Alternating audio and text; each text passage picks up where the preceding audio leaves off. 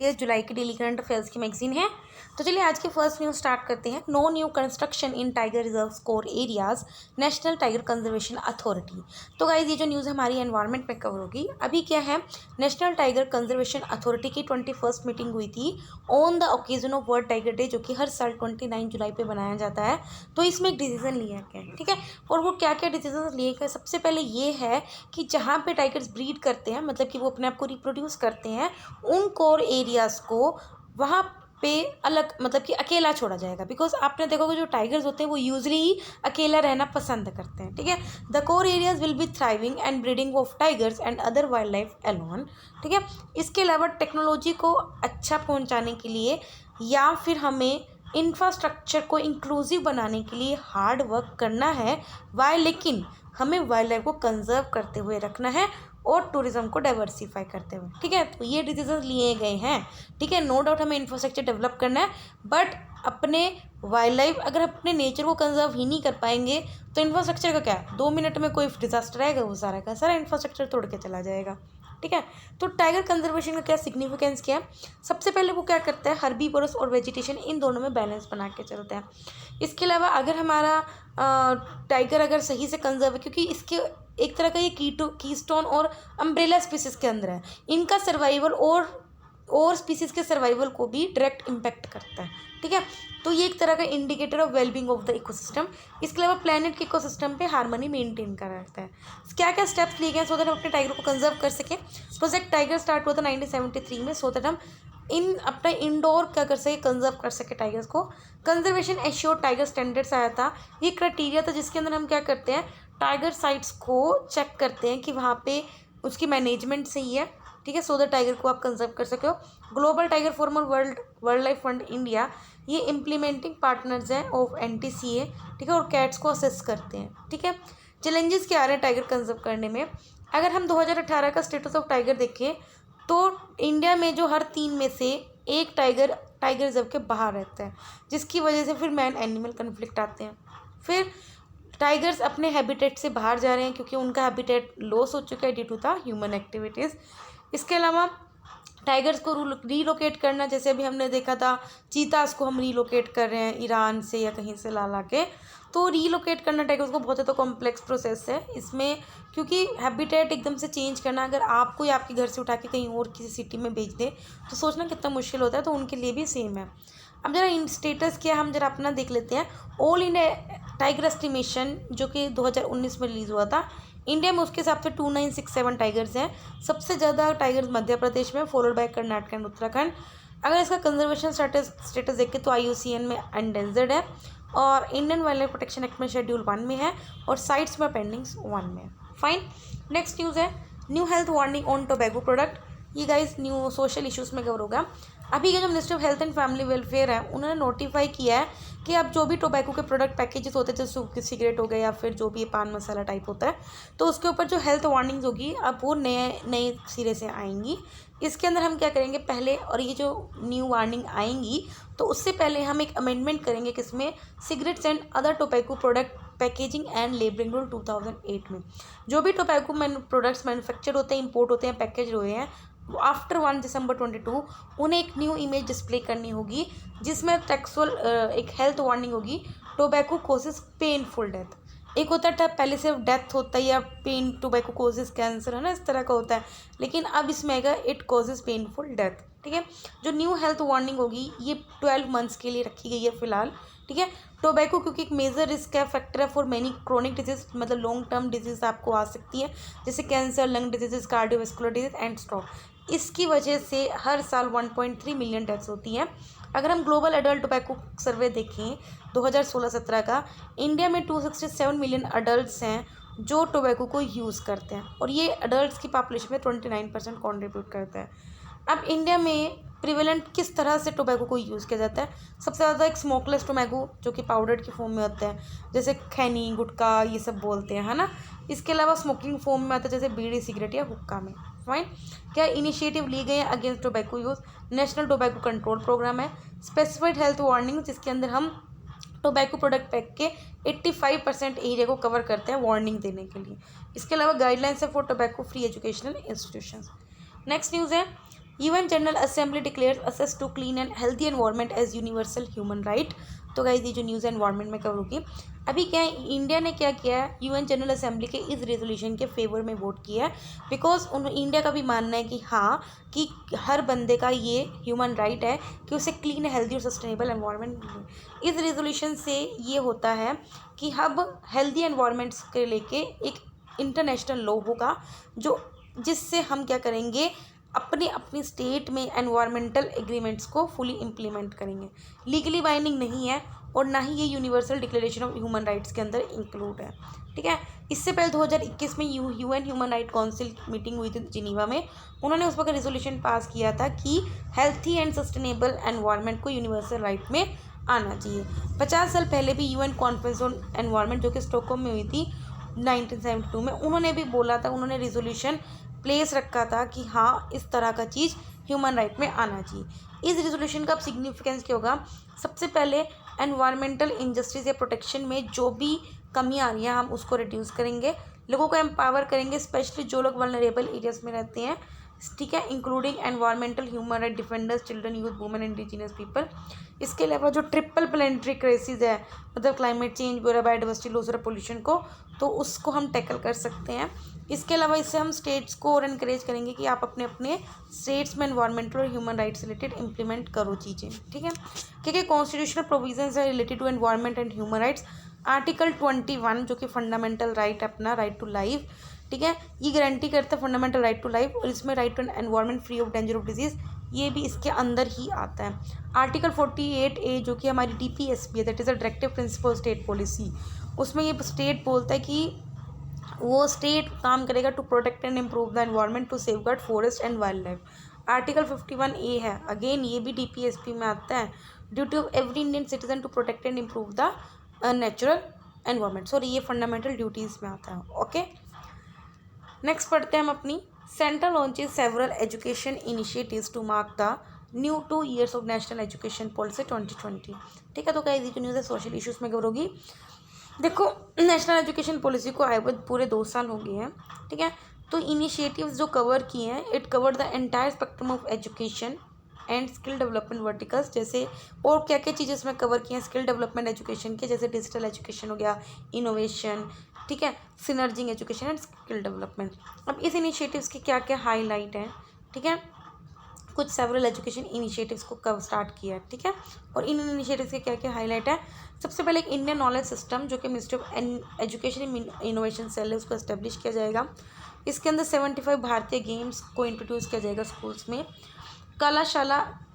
कलाशाला मतलब कि समझ रहे हो, कुछ हमारी कला को करा गया। ये इनिशिएटिव स्टार्ट किया जाएगा 750 स्कूल्स में, सो दैट हम अपनी लोकल्स आर्ट्स को सपोर्ट कर सकें। एक skill India partnership with IGNOU university है, इसमें 3 साल की डिग्री हुआ करेगी, सो दैट और लाइवलीहुड अपॉर्चुनिटीज़ को अटेन कर सकें। एक विद्या अमृत पोर्टल है, इसको स्टार्ट किया जाएगा, जिसके अंदर हम क्या कुछ कर सकें, स्कूल एजुकेशन में कुछ छोटे छोटे लेवल पे इंप्रूवमेंट कर सकें। 750 वर्चुअल लैब जो कि साइंस एंड मैथमेटिक्स की, 75 स्किलिंग ई लैब्स को स्टिमुलेट किया जाएगा 2022-23 में, सो दैट हम लर्निंग एनवायरनमेंट को अच्छा कर सकें।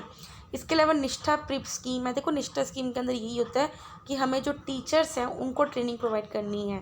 ठीक है, national initiative for school head and teacher holistic advancement, इसके अंदर ये कि हमें इनिशियल एक कैडरे बनाना है, हाई क्वालिटी एजुकेशन प्रोवाइड कर सके उन बच्चों को जो आंगनवाड़ीज़ में रहते हैं, अर्ली चाइल्डहुड केयर में। ठीक है, स्कूल इनोवेशन पॉलिसी है, जिसके अंदर हम क्या करेंगे, बच्चों में creativity, innovation, problem solving and entrepreneurship skills promote करेंगे, इनकलकेट करेंगे। हायर एजुकेशन पोर्टल बनाएंगे स्टूडेंट्स के लिए रूरल एरियाज़ में, सो दैट जो भी डिजिटल गैप है अर्बन एरियाज़ में और रूरल एरियाज़ में वो कम हो।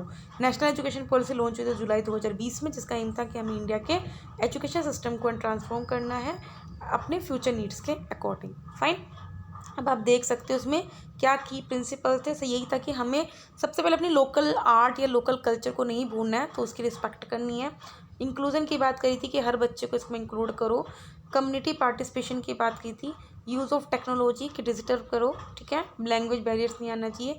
फाइन, एम्फोसाइज क्या था, कंसेप्चुअल अंडरस्टैंडिंग पे, प्रैक्टिकल नॉलेज पे ज़्यादा करना है।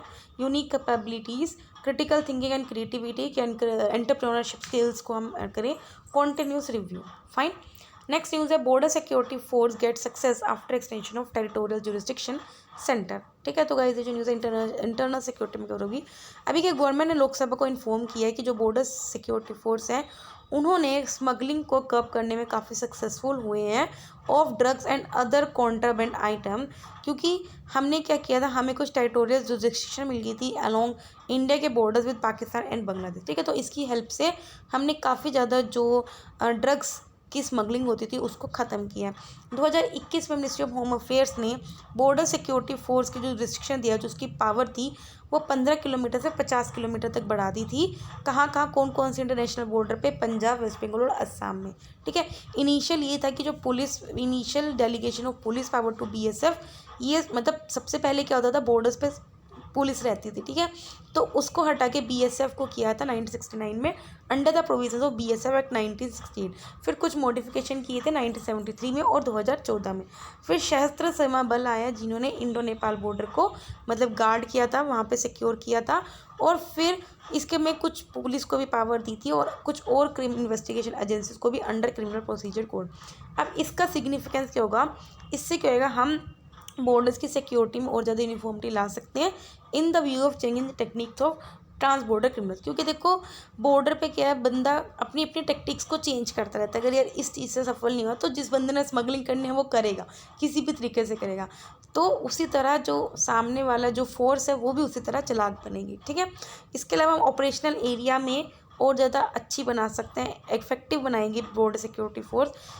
ये मूव बहुत ज़्यादा ज़रूरी की जो हमने बॉर्डर एरिया को बढ़ाया 15 से 50 kilometre due to the increasing instances of drones dropping weapons and drugs in Jammu and Kashmir and Punjab. ठीक है, बिकॉज बहुत ज़्यादा अटैक्स हो रहे थे, ड्रोन्स आ रहे थे। ठीक है, ड्रोन्स के थ्रू स्मगलिंग की जाती है खासकर जम्मू कश्मीर और पंजाब में। फाइन, नेक्स्ट न्यूज़ है can't enforce places of worship act with in the same religion supreme court. तो गाइस ये जो न्यूज़ है पॉलिटी एंड गवर्नेंस में कवर होगा। ठीक है, सुप्रीम कोर्ट ने एक पिटीशन आई थी तो उस पिटीशन को रिफ्यूज़ किया है और ये पिटीशन दी गई थी जॉइंट कमेटी के सेक्शन के द्वारा। और इस पिटीशन को फाइल किया गया था under article 32 of constitution. Under article 32 में आपको पता है रिट्स हैं, जिसमें उन्होंने बोला था कि place of worship special provision act 1991 को against एलिज्ड conversion of its religious places by another sect. ठीक है, मतलब कि यही है। अब देखो हर एक रिलीजन का अलग अलग क्या होता है, वर्शिप के प्लेसेस होते हैं। कोई मंदिर जाता है, कोई गुरुद्वारा जाता है, कोई मतलब कि मॉस्क्यू जाता है, कोई चर्च जा रहा है। ठीक है, तो उन्होंने बोला कि प्लेसेस ऑफ वर्शिप एक्ट को एक रिलीजन के अंदर हम एनफोर्स नहीं करते। तो किसी जॉइंट कमेटी के सेक्शन ने मतलब फाइल किया था इसको, ठीक है, कि इस तरह का मतलब एक्ट पास होना चाहिए। तो सुप्रीम कोर्ट ने रिफ्यूज़ कर दिया और उन्होंने बोला कि अगर हम ऐसा करेंगे, ठीक है, मतलब अगर मैं आपको वो कर दूं कि नहीं आपको लाइक अगर आप हिंदू हो और आपको जाना ही जाना है चर्च में, या फिर अगर आप क्रिश्चियन हो आपको जाना ही जाना है गुरुद्वारे में, अगर मैं वो कर दूं, ठीक है, तो वो नहीं कर सकते। क्यों? क्योंकि अगर आप ऐसा करोगे तो इट इज़ लाइक कि आपका जो फ्रीडम ऑफ रिलीजन है वो जा रहा है और आपके ऊपर ये भी इल्ज़ाम आ सकता है कि आप कहीं ना कहीं किसी का रिलीजन ना कन्वर्ट करा रहे हो। ठीक है, तो इसकी वजह से सुप्रीम कोर्ट ने इस पिटीशन को रिफ्यूज़ कर दिया। एक्ट 1991 में प्रोहिबिट किया था conversion of any place of worship.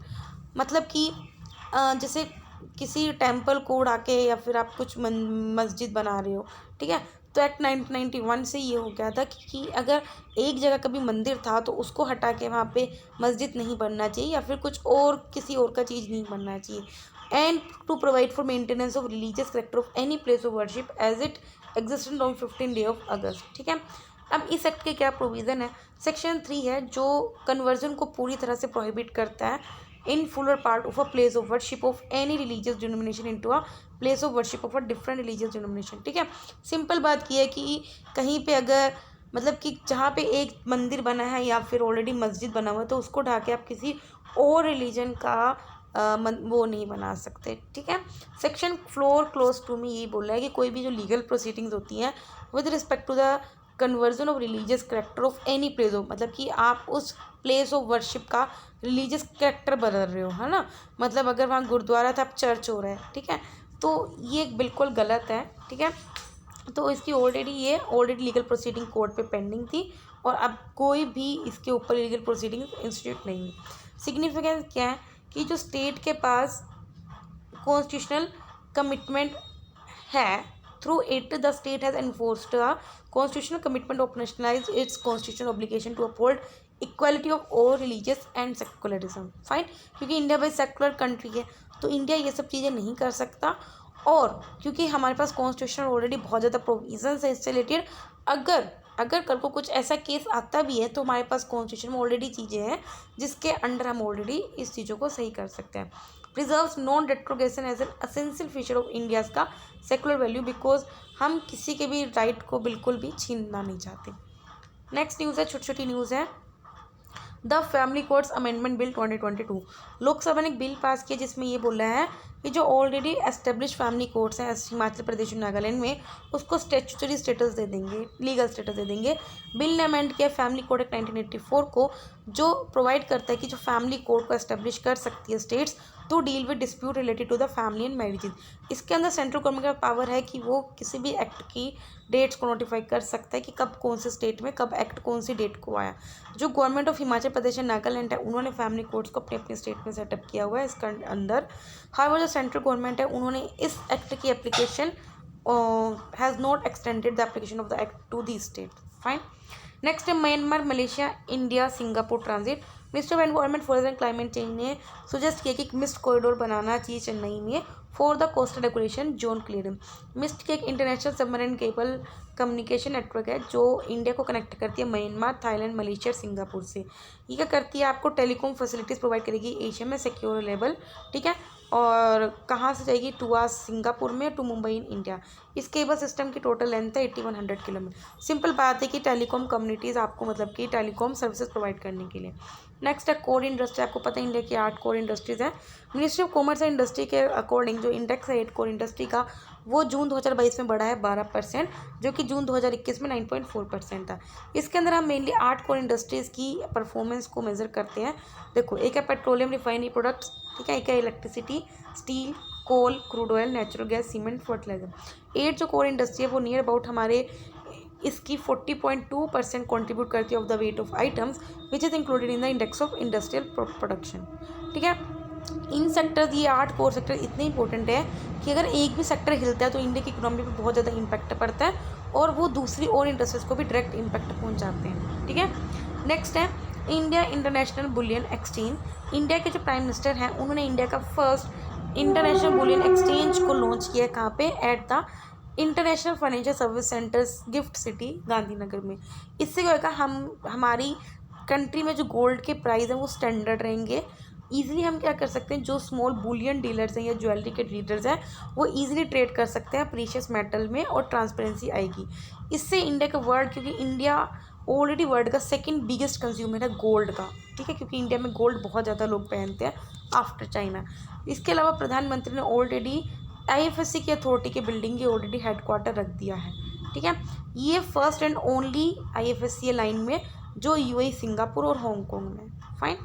Next है क्रिप्टो जैकिंग. क्रिप्टो जैकिंग एक साइबर अटैक होता है जिसके अंदर बहुत मुश्किल हो जाता है डिटेक्ट करना वेयर कहाँ कंप्यूटर डिवाइस हैक किया जाता है, मतलब किसके कौन है हैकर, उसको डिटेक्ट करना बहुत ज़्यादा मुश्किल हो जाता है और उसके रिसोर्सेज को, ठीक है, are used to illicitly coin mining of the crypto currency. ठीक है.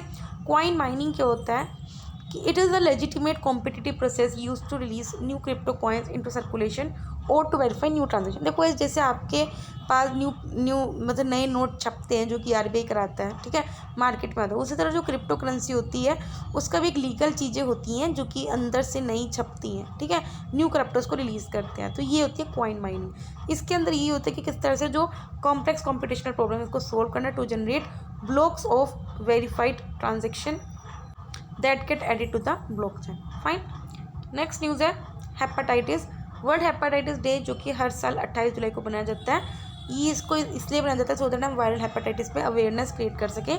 इसका थीम ये है कि हम bringing hepatitis care closer to you.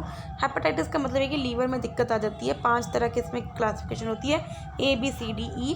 Different virus responsible होते हैं हर एक टाइप में.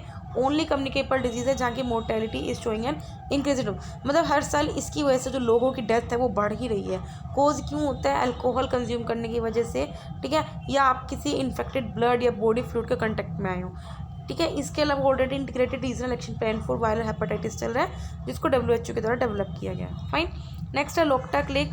अभी मणिपुर गवर्नमेंट क्या कर रही है, सभी फ्लोटिंग हाउसेज और फिशिंग स्ट्रक्चर जो भी बने हुए लोकटक लेक पे उसको रिमूव कर रही है, क्योंकि लोकटक लेक है कि ये फ्रेश वाटर लेक है ना, लार्जेस्ट नॉर्थ ईस्ट इंडिया में, इसको फ्लोटिंग लेक भी बोलते हैं। फॉर न्यूमरस फ्यूमिड्स और मैसेज ऑफ वेजिटेशन ये सपोर्ट करते हैं। फ्यूमिड्स एक तरह का हेट्रोजीनियस मास ऑफ वेजिटेशन होता है and soil and organic matter.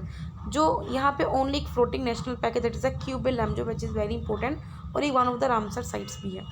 Next है क्राफ्ट विलेजेस। 8 जो क्राफ्ट विलेजेस हैं उसको चुना गया है under linking textile with tourism, so that हम उन लोगों की क्राफ्ट को प्रमोट कर सकें, ठीक है, सो दैट वहाँ टूरिज्म भी बढ़ेगा। कौन कौन से, एक तो विलेजेस हैं उड़ीसा में है, तिरुपति आंध्र प्रदेश, वदज गुजरात, यूपी के नैनी में, कर्नाटक के एनगुड़ी में, तमिलनाडु के महाबलीपुरम, उत्तर प्रदेश के ताजगंज और राजस्थान का अमेर। क्राफ्ट विलेज को एक हैंडी क्राफ्ट्स का डेवलप किया जाएगा ऐसा, क्योंकि वो सस्टेनेबल और रेम्यूनरेटिव लाइवलीहुड ऑप्शन प्रोवाइड किया जाएगा आर्टिसंस जो वहाँ रहते हैं। दस हम अपने कंट्री के जो हेरिटेज है उसको प्रोटेक्ट भी कर सकते हैं। नेक्स्ट है पोल्यूशन पर इंपॉर्टेंट जैन फेस्टिवल होता है जो रेनी सीजन के मिडल में होता है, जहाँ पे जो जैन मुक्स होती हैं, जो नन्स होती हैं, वो ट्रैवलिंग को सीज करती हैं, बंद करती हैं और एक कम्युनिटी में रहती हैं that are available to them for instruction and guidance. Pollution का मतलब होता है अबाइडिंग और कमिंग टुगेदर, इकट्ठे आना। It concludes with the time of confession and forgiveness for the translation of the previous year. Last news है, कुछ places हैं न्यूज़ में हम पढ़ लेते हैं। उज्बेकिस्तान जिसकी कैपिटल है ताशकेंट, डबल लैंडलॉन कंट्री है, located in central Asia, Soviet union का पार्ट होते थे 1991 तक। लोकेशन क्या, 2 मेजर रिवर्स है यहाँ पे, सिर दरिया नॉर्थ ईस्ट में है और अमूल दरिया है टू द साउथ वेस्ट। अरल सी क्या है, यहाँ पे एक लेक है जो कि ईस्टर्न पार्ट में है। कहाँ कहाँ कंट्री से बॉर्डर किया जाता है ये आप खुद पढ़ा करोगे, ठीक है। मोजाम्बिक जिसकी कैपिटल है मम्बुतो, रिसेंटली के यहाँ पे पार्लियामेंट्री डेलीगेशन हुआ है from Mozambique called Indian president. अब कहाँ पे, अफ्रीका के साउथ ईस्ट कोस्ट में है, कौन कौन सी कंट्री बॉर्डर करती है, अगेन आपका काम है। हाईएस्ट माउंटेन है माउंट बिंगा, लॉन्गेस्ट रिवर है जाम्बेजी रिवर, मेजर लेक्स है नायासा एंड चिंटू है सुरवा, ठीक है। तो यहाँ पे 30 जुलाई की डेली करंट अफेयर्स खत्म होती है। अगर आपको वीडियो अच्छा लगे तो लाइक करना, कोई डाउट हो कमेंट करना। तब तक बाय, टाटा।